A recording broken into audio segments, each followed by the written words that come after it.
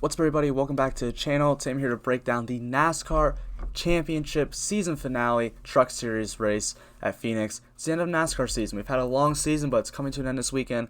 All three races. We got trucks on Friday, Xfinity Saturday, Cup Sunday, so be sure to check out all those videos. Thank you guys so much for sticking around with me for the whole season, but now we're at an end. I'm not going to have any more NASCAR videos coming out until February, but NFL is still going on, so be sure to stick around for all of that stuff. And NBA and college basketball are starting up real soon again, so I'm going to be doing content for those as well. Still, if you're new here, make sure to leave a like and subscribe to this channel. It really helps me grow. Support this a little bit. All free. It takes 2 seconds of your time. But that's really all I got to say. Let's get into the drivers. Sheldon Creed, $11,000, starting third. So there's 4 drivers in the championship, 4 racing for the championship this week. Those 4 are Sheldon Creed, Brett Moffatt, Zane Smith, and Grant Enfinger. And I mean, those are going to be my 4 drivers that I'm going to be using as dominators. We've had 2 races in this Final 4 kind of system for the Truck Series. Last year, only Final 4 driver that really led laps was Matt Crafton, but the year before, the 2 main lap leaders were 2 of the Final 4 drivers. So I think those are going to be the spot we want to go to. Yeah, it's a different track, but still, I mean, it's just the most important race of the season. And it's not like we're getting 4 drivers who don't usually lead laps. Like Sheldon Creed is someone who's led a ton of laps this year. So has Zane Smith. So has Brett Moffatt. So that's really what I'm going to say based off strategy. But Sheldon Creed starts third. Basically, all 40s dominate. All 40s championship 4 drivers are the same for me. This Phoenix really isn't the best for Sheldon Creed. 10th best average finish at Phoenix, 14th at short tracks, and 10th at flat tracks. When you go look at, I did not change the name. Oh well. When you go look at lap sled for Phoenix, Sheldon Creed has 16 at Phoenix, 76 at short tracks, and 47 at flat tracks. So that's pretty solid for him. He's just had a great year. I mean, in the last 5 races, an average finish of 7,281 lap sled. He's just had a fantastic year, and he's looking to close it out this week at Phoenix.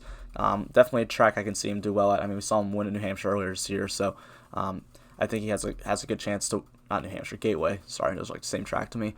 I think he has a very good opportunity to win this race. Definitely like him as a dominator. Same thing with Brett Moffatt. Brett Moffatt is the guy I do think is going to pull out this championship, though. Starting 4th, he has the 4th best average finish at Phoenix, the best at short tracks, and the best at flat tracks. When you go look at lap sled, only 19 at Phoenix, but 520 lap sled at short tracks and 149 lap sled at flat tracks. Yeah, he's got more races than the rest of these guys, but he's still just been so good at these types of racetracks. In the last 5 races, has an average finish of 5.5 and 165 lap sled. So definitely someone who can lead laps in this race, be a dominator. I think he's going to win the championship. Chandler Smith, 10,400. He starts in 21st. He does have the best average finish at Phoenix. Only 1 race here under his belt, but he does have a 3rd place finish here. When you go look at the 6th best average finish at short tracks, the 12th best at flat tracks. Really hasn't been a year I think anyone really expected from Chandler Smith. Isn't probably going to lead you a ton of laps, but he does have an average finish of 6.75 in the last 5 races. Has been running pretty well as of late. Offers us a lot of place differential. If you can fit that guy in with 2 of those championship 4 drivers, I would go for it. I think that is a good spot. Sam Mayer feels a little bit overpriced to me at $10,000. I think that's too expensive for Sam Mayer. He's in a 24 truck for GMS Racing.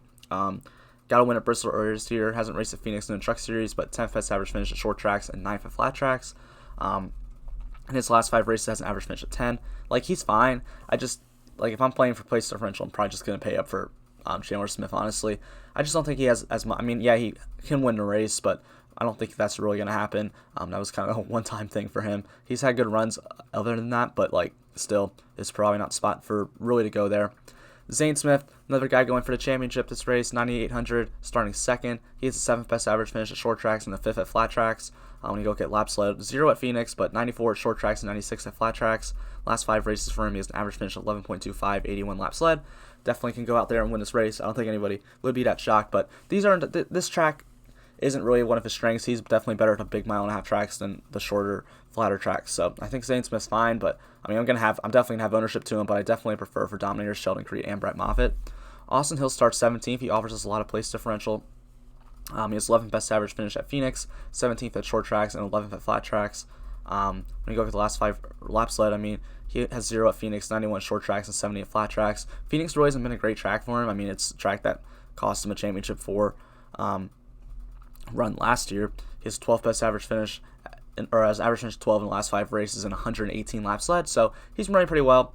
I think he's a fine place differential option, but I'd rather honestly just pay for Lupton, starting 32nd. I don't have any data for him in the spreadsheet, but in the 2 races he ran this year, he's finished 14th and 8th, so good runs for Dylan Lupton. I think he can go out there and be a place differential guy. He definitely is obviously his top 15 upside, can get inside that top 10. He's in a good truck. So definitely like him. Offers some place differential. I'll be getting some exposure to him. Grant Enfinger starts on the pole at $9,200. Third best average finish at Phoenix, second best at short tracks, and third best at flat tracks. Enfinger really hasn't had a lot of buzz this year, but he's quietly put together a really good season and clutched it out at Martinsville last week with the win. I would not be surprised to see him win this race. 10 laps out of Martinsville, 95 at short tracks, and 71 at flat tracks. Last 5 races, an average finish of 6. So Grant Enfinger, he's been running really well. I wouldn't be surprised to see him do that. And compared to all the other dominators, he's only $9,200, or Championship 4 drivers. So I think he's definitely a good discount and someone I definitely want to get some exposure to. And he'll probably be the lowest owned of the 4 as well. So definitely going to get some exposure to Grant Enfinger. Matt Crafton starts 5th, $9,000. Really not too interested in him at all. Christian Eckes starts 7th, same thing. Really not going to be too interested. He has led some laps at the short tracks, 40 and 46 at flat tracks. But these guys start too high, and I don't really see them going to go out there and be a dominator or anything just because of the situation that we're in.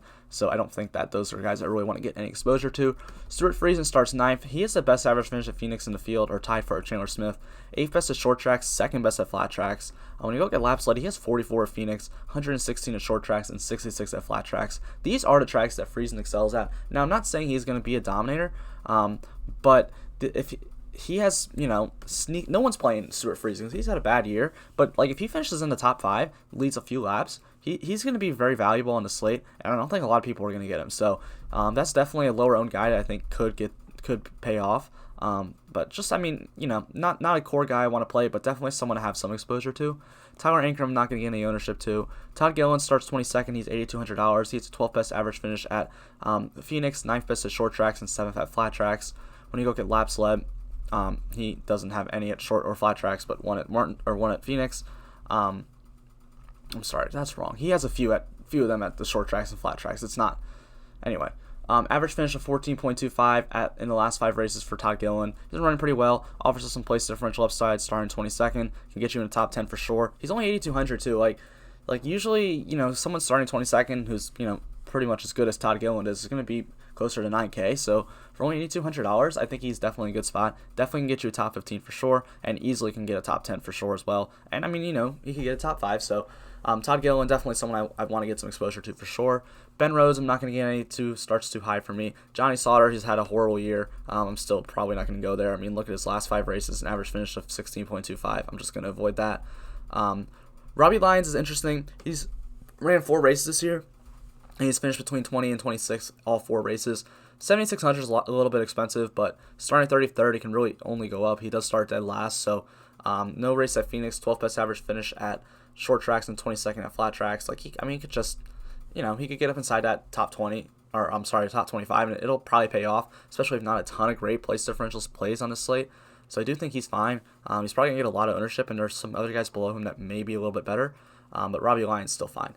Derek Kraus starts 8th, 6th best average finish. 6th best average finish at Phoenix, 13th at short tracks, 14th at flat tracks. Last 5 races for Derek Kraus, he has an average finish of 19.25 though, has not really been running too well. I don't want to get him starting 8th. Spencer Davis starts 22nd, 20th best average finish at short tracks, 19th at flat tracks. I don't think anyone's going to play it. A lot of people played him last week and he was starting in the 30s, but starting 27th, he can get you inside the top 20. That'll probably pay off that salary for you. So I think Spencer Davis is fine. Same thing with Tanner Gray. He's got a little bit more upside. 16th best average finish at short tracks. He run average finish 15 at flat tracks, average finish 17 at Phoenix. He runs pretty well here. He's been running pretty well all year. Average finish is 7.33 in the last 5 races as well. Has top 10 upside for sure, and he's only 7,100. I think this is a little bit of a misprice on DraftKings part. It's not like he's starting in the teens anymore. He's starting 23rd this race, so I think he's a little bit too cheap starting 23rd with top 10 upside. I definitely want to get some Tanner Gray. Carson Hocevar starts 19th, $6,900.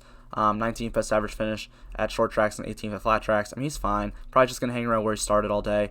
Probably not someone who's a key player for me. Same thing with Rafael Assard. 18th best average finish at short tracks, 16th at flat tracks. Last 5 races, an average finish of 23rd. Probably just going to hang around where he starts, maybe fall back a little bit. So probably not going to get a ton of ownership there. Tyler Hill, though, 6,600, starting 26th. That Hill truck's been looking pretty good recently. We go look at the last 5 races for Tyler Hill. He's an average finish of 15.5. I think he is a good spot to go to. Timmy Hill had a good run in it last week as well. So I think $6,600 for Tyler Hill is definitely something I would be interested in paying for. Same thing with Ryan Truex starting 25th. He's running pretty decently as well. Has top 15 upside for sure, and at $6,400, that's something I definitely want to pay for. I'm not going to be interested in any of these 3. Bain, Wayne Self, and Bone all start way too high for me, and it's just their numbers aren't going to be anywhere close to that. Probably going to drop back. Maybe one of them hangs around there for most of the day, but still, I don't think that pays off the salary. If one of them is going to hang around, I'd probably expect it to be Trevor Bain, but all 3 of them really not going to have a ton of exposure to. Tate Fogelman, I am interested in, though, starting 28th, 23rd best average finish at short tracks, 22nd at flat tracks, running pretty solidly in the last 5 races with an average finish of 15.2. So Tate Fogelman, definitely someone I do want to get some exposure to. I think he's good for this price range. I mean, there's really not a lot of great cheap guys down here, so I think Fogelman is fine. Josh Reaume, I'm not going to get any ownership to him starting 31st. Dawson Cram, 5,400, starting 24th. 13th best average finish at Phoenix, 21st at short tracks, 19th at flat tracks. No one's going to play Dawson Cram, so like he might be someone that's kind of interesting. Definitely going to get you a top 20, and he's only $5,400. I don't think anyone's going to play him, so definitely a low-end guy that I don't hate. I'm not going to get any Jordan Anderson. I'm not going to get any Kenori Ogata, Jennifer Jo Cobb, or Spencer Boyd. None of those guys interest me at all. But I think that's really all I got to say in this video. Not a ton of great value on this slate like we had last week, but there's still some value to be interested in. Be sure to focus on the dominators. Be sure to get probably 2 of those championship 4 drivers in your lineup. That's probably what I would go for. Then look for place differential in some other spots. Thank you guys so much for checking this out. Hope you guys really enjoyed it. Thank you guys so much for sticking around all season long for this Truck Series stuff. We'll be back next year stronger than ever. And hope you guys have a great rest of your weekend. Be sure to check out the Cup Series and Xfinity Series videos as well.